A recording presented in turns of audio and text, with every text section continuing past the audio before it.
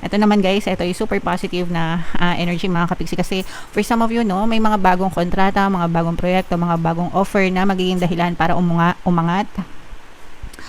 umasenso yung inyong pamumuhay. For some of you guys, may nararamdaman na kumpirmahan talaga ng kontrata dito, mas magandang benefits, mas magandang, kumbaga, greener pasture, mas maganda kaysa dun sa existing na meron kayo, no? So let's say for example, panibagong project, itong project na to, baka mas maganda yung benefits, mas malaki yung komisyon, mas maganda yung terms ng payment, ganyan-ganyan. Kung ito naman ay trabaho, ganun din.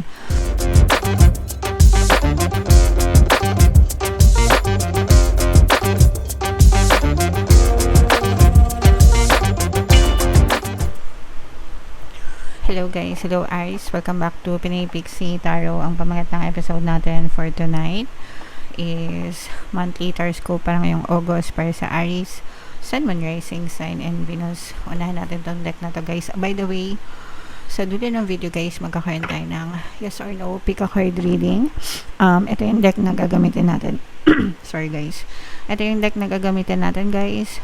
Pwede kayo magtanong ng isang tanong answerable by yes or no.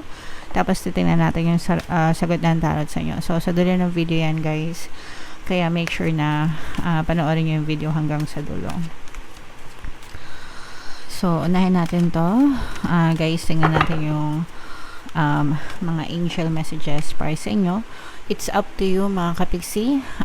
Ikaw pa rin yung magdidesisyon kung ano yung gusto mo maging decision sa buhay mo mga kapiksi. Kung ano yung gusto mo, sundin mo.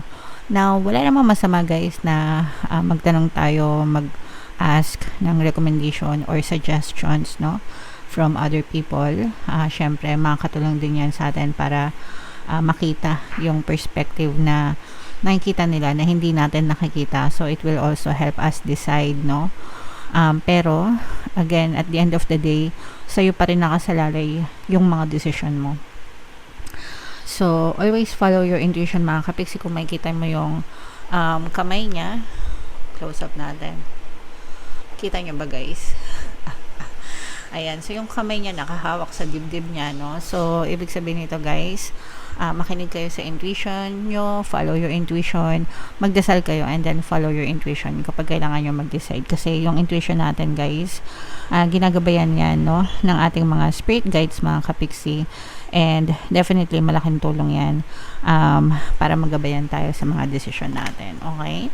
So yan yung first message sa inyo Aries. Comment down below if feeling nyo naka-resonate kayo.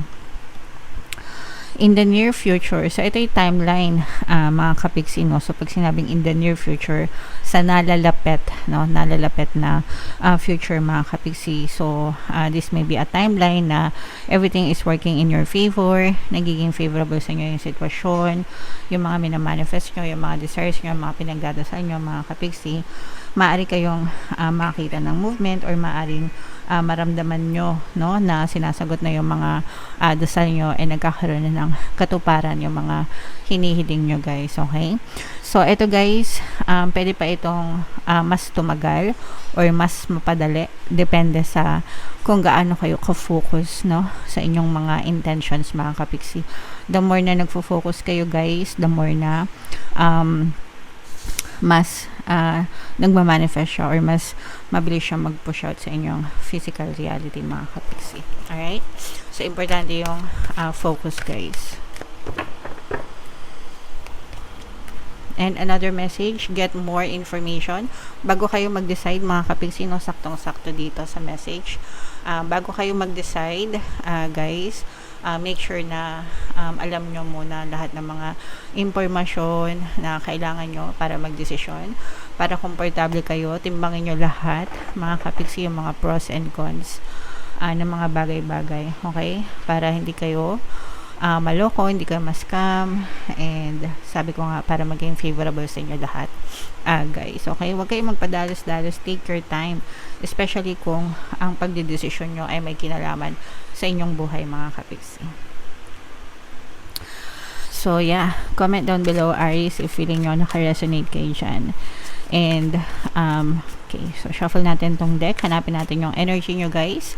Habang sinashuffle ko to, panoorin nyo muna yung video natin regarding sa ating paano mag-manifest ng abundance video course. Kapiksi, sawa ka na ba sa mga struggles at hirap sa buhay mo? Masipag ka ba at masikap sa buhay ngunit hindi ka pa rin umaasenso? Ilang beses ka na bang nag-attempt magnegosyo at mag-invest pero palagi ka pa rin nalulugi? Sa pagkakataon na ito ay maaaring may subconscious beliefs ka na nagiging balakid sa iyong pag-unlad at pagyaman. Introducing, paano mag-manifest ng abundance video course. Dito ay matututunan mong ma-overcome ang mga balakid mo para tuluyan ka ng umunlad, umasenso, sumagana, maging matagumpay, successful at maswerte sa iyong kabuhayan, pera, trabaho, negosyo sa lapi at kaperahan ng bonggang-bongga. Dali, mag-send na ng email sa pinoypixie@gmail.com at simulan na ang iyong pagyaman ngayon. Alright, so sa lahat ng gusto mag-avail ng course guys, naka-flash sa screen nyo. Una, meron tayong paano mag-manifest ng abundance video course. Meron din tayong paano mawala ang third party at magkaroon ng harmonious na relationship. And meron din tayong paano pabalikin si ex, revise breakup. Sa mga interesado guys, mag-send lang kayo ng email sa pinoypixie@gmail.com. So, Aries guys, kayo ay na-represent ng King of Wands sa ating spread mga kapiksi. Latag natin yung spread nyo. By the way guys, sa mga naghahanap ng mga pampaswerte na bracelet or lucky charms, may mga makikita kayo ng product sa description box itong video. Click nyo lang yun guys, diretso check out na kung gusto nyo mga kapiksi. So, this is both negative and positive mga kapiksi. Unahin natin yung negative guys, no? Medyo kumalma kayo guys. Lalo na Aries, no? Kasi ang Aries ay sa negative na aspeto nyo, medyo mainitin talaga yung ulo nyo and mainitin yung ulo at saka maiksi ang pasensya ng mga Aries, mga kapiksi, bilang kayo ay fire signs, no? So, maaaring magkaroon ng konting pag-aaway, konting pagtatalo kapag nagkaroon kayo ng conflict with another person, and maaaring yung pagsisihan yung magiging resulta nito mga kapiksi. So, ibig sabihin maaari siyang mag-backfire sa inyo. So, iwasan nyo na may makasagutan kayo or iwasan nyo na may makabangga kayo, ganyan. Kasi baka mag-backfire yun sa inyo and kayo yung madihado, mga kapiksi.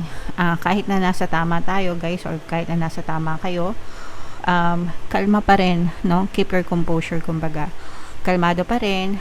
You can always deal with situations na, alam nyo yun, in a very calm and respectful manner, mga kapiksi. So, para maiwasan nyo yung mga sitwasyon, mga may init na sitwasyon na sabi ko nga baka mag-backfire sa inyo guys, no? So kalmahan lang. Wag masyadong war freak, Aries, no? Kasi baka mapahama kayo, mapaaway kayo. So yan yung nakikita natin sa inyong negative na sitwasyon. Sa positive naman guys, eto unahin ko muna to guys, no? Kasi hindi ko alam kung positive nyo tong tatanggapin or negative. May magbabalik sa inyo guys. May mga magbabalik na ex, may mga magpaparamdam na ex, mga kapiksi, ng mga ex-lovers. Definitely, this is more on romantic energy, mga kapiksi. Mga ex-lovers, past lovers, mga kapiksi, maaaring magbalik. Maaaring magparamdam, maaaring mag-sorry sa inyo, maaaring mag-reconcile, no? Pwedeng humingi ng tawad. For some of them, pwedeng no-consensya sila. Actually, nalulungkot itong for the person na ito, mga kapiksi, no? Kaya siya nagpaparamdam. Pwedeng meron din itong guilt, no? No-consensya. Especially guys, pag pinapakinggan nyo yung pampabalisa plus pampakonsensya, subliminal natin guys, sobrang effective.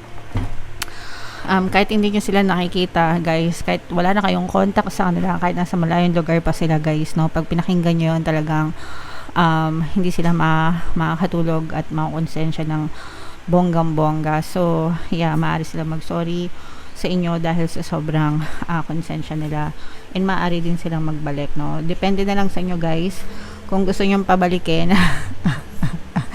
at kung gusto nyo sumakit yung ulo nyo ulit. Bahala na kayo mga kapiksi, okay? Ito naman guys, ito yung super positive na energy mga kapiksi, kasi for some of you, no, may mga bagong kontrata, mga bagong proyekto, mga bagong offer na magiging dahilan para umasenso yung inyong pamumuhay. For some of you guys, may nararamdaman na kumpirmahan talaga ng kontrata dito, mas magandang benefits, mas magandang, kumbaga, greener pasture, mas maganda kaysa dun sa existing na meron kayo, no? So, let's say, for example, panibagong project, itong project na to, baka mas maganda yung benefits, mas malaki yung commission, mas maganda yung terms ng payment, ganyan-ganyan. Kung ito naman ay trabaho, ganun din. And, kung kayo mga freelancer, ganun din. So, everything guys, no, talagang sobrang nagiging maganda, favorable sa inyo to. Yung iba maaari ma-promote, no, kung meron talaga kayong yung mga nag-a-aspire na ma-promote sa trabaho nila, mga kapiksi, no, o kaya naman kahit hindi kayo ma-promote dito, let's say for example lipat kayo ng ibang company, mas maganda yung position nyo doon and mas malaki yung sweldo. So maganda ito guys, i-mind nyo na yan, promotion, more benefits, more pag-unlad, pag-angat, pag-asenso mga kapiksi, no? Super ganda. What else guys? Meron ditong presence ng water sign, Cancer, Pisces, Scorpio. Ito naman guys, ina-advise kayo na magpahinga, no? Self-love muna mga kapiksi, kasi guys, kasi dito guys, nakikita natin na sobrang busy, no? Sobrang magiging abala kayo, sobrang busy, super kayod, mga kapiksi, na parang sinasabi dito na medyo mag-menor naman kayo guys, medyo magpahinga kayo kasi baka mag-suffer naman yung inyong kalusugan guys. So syempre, ayaw naman natin na aanhin mo pa ang damo, 'di ba? Kasabihan guys, aanhin mo pa ang damo kung patay na ang kabayo. Ibig sabihin, aanhin mo yung lahat ng pera mo, yung success mo, yung tagumpay mo kung puro sakit ka naman, 'di ba?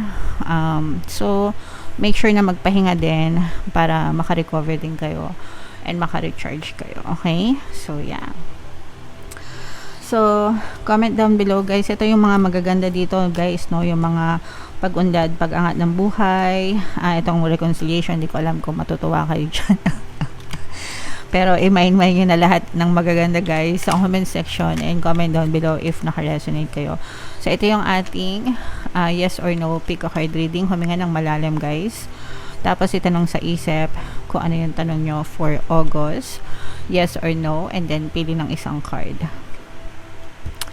And by the way guys, no, sa mga gustong matuto mag-manifest guys, meron tayong exclusive membership program. I-click nyo lang yung join button dito sa baba guys. Pag member na kayo, magkaka-access kayo sa mga exclusive videos ko about manifestation. So ready na ba kayo guys? So ito yung card 1, ito yung card 2, ito yung card 3. Pili na kayo mga kapiksi. Kung card 1 ang napili mo, ang sagot sa tanong mo ay no. Kung card 2 ang napili mo, ang sagot sa tanong mo ay yes. Kung card 3 ang napili mo, ang sagot sa tanong mo ay no mga kapiksi.